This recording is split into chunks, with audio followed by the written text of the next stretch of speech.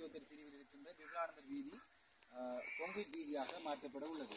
இதற்காக 700 மீட்டர் நீளமான இந்த பாதையோடு இணைந்த வீதிகளும் தெரிவு செய்யப்பட்டு இன்று அதற்கான அங்குரார்ப்பண வைபவம் எங்களது கௌரவ ஒருங்கிணைப்பு குழு தலைவர் அவர்களுடைய தலைமையில் இன்று ஆரம்பிக்கப்பட உள்ளது.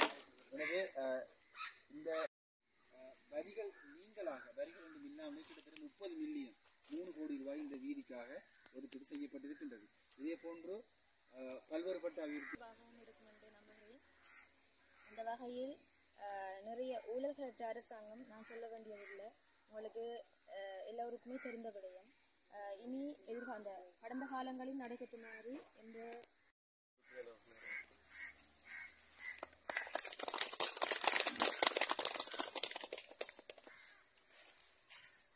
வீடமைப்பு அதனை தாண்டி பல வேலை திட்டங்களை நாங்கள் செயற்படுத்தி கொண்டிருக்கின்றோம். கால்வாய்கள் அப்படி பல விடயங்கள். ஆகவே இந்த திட்டத்தினூடாக இந்த வீதி தெரிவு செய்யப்பட்டிருக்கின்றது.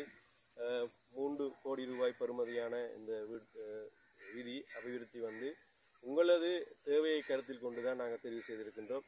அதிலே மிக முக்கிய பங்களிப்பை செய்திருக்கின்றார் பிரதேச செயலாளர் உட்பட பிரதேசத்தின் உட்படுகின்ற உத்தியோகத்தர்கள்.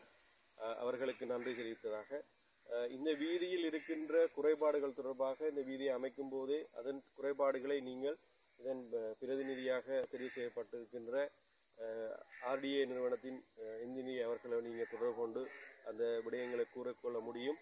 அவை நாங்கள் இடுகின்ற இந்த வீதிகள் அனைத்தும் எந்த ஒரு குறைபாடுகளும் இல்லாமல் கடந்த காலங்களில் நீங்கள் அறிந்திருப்பீர்கள், கொமிஸ் பெறுகின்ற ஒரு நிகழ்வினூடாகத்தான் அந்த வீதி அபிவிருத்திகள் இடம்பெற்றிருந்தது. இப்போது பல வீதிகள் பயன்படுத்த முடியாத நிலைமைக்கு உட்படுத்தப்பட்டிருக்கு. ஆனால் இந்த அரசாங்கத்திலே அந்த தவறுகள் இடம்பெறாது, அந்த தவறுகளை மேற்கொள்ள முடியாது. ஏனென்று சொன்னால்